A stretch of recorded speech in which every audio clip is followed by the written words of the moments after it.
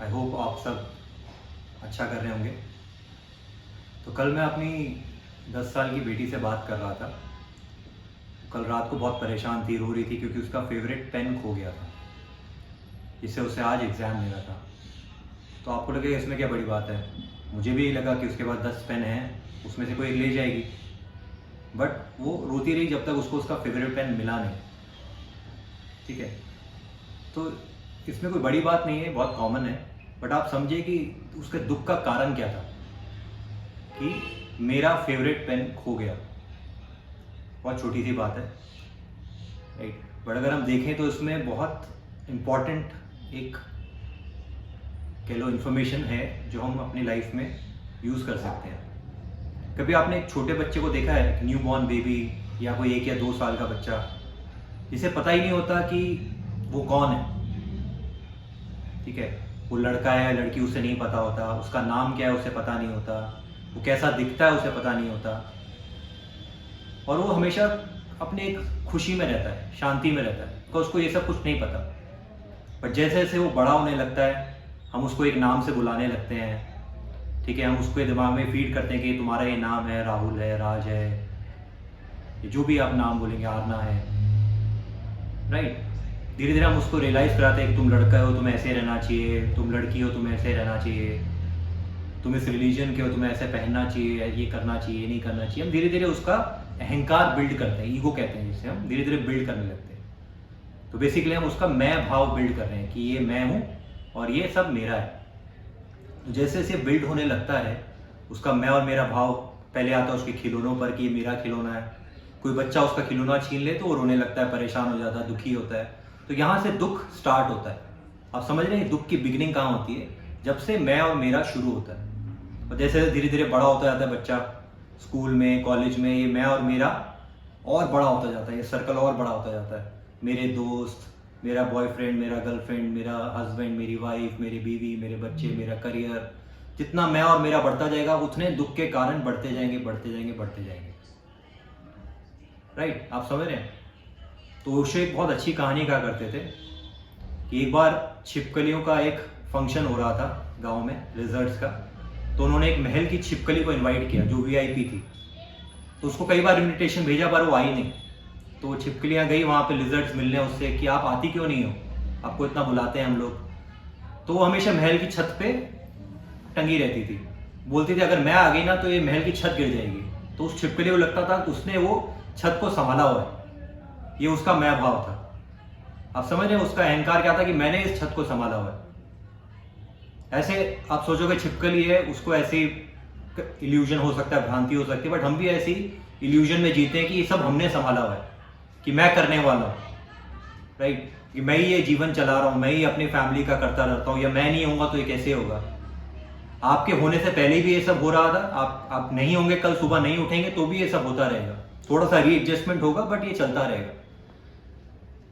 But ये दुख के कारण हमने ही पैदा कर रखे हैं और इसमें हम इतना बुरी तरह फंस चुके हैं कि अब निकल भी नहीं सकते। आपको क्या, मैं भी नहीं निकल सकता, कोई भी नहीं निकल सकता, क्योंकि हमने ही ये जंजाल खड़ा कर रखा है अपने लिए। तो सोल्यूशन क्या है?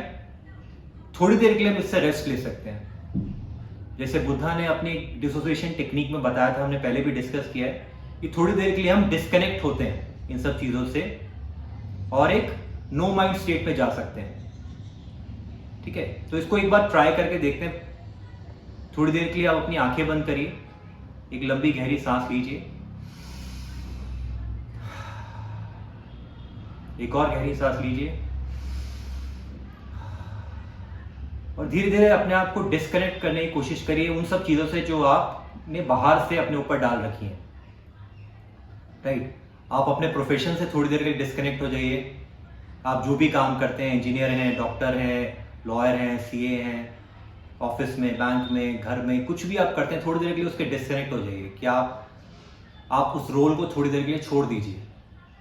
राइट, अब और अंदर जाइए, थोड़ी देर के लिए अपने बाकी फैमिली पर्सनल रोल्स को भी छोड़ दीजिए कि आप हस्बैंड हैं, वाइफ हैं, ब्रदर हैं, सिस्टर हैं।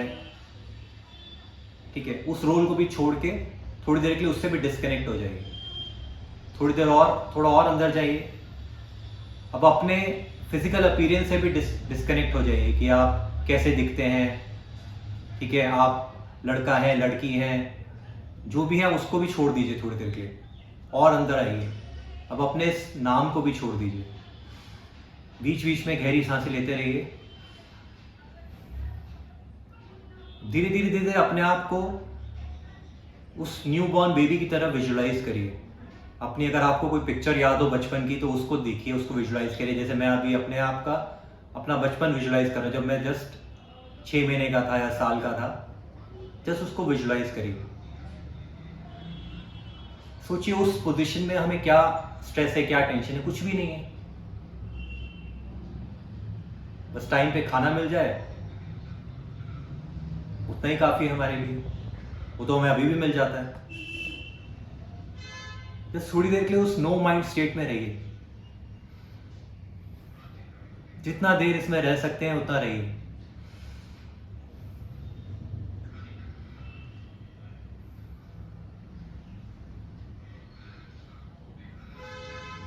धीरे धीरे आंखें खोलिए।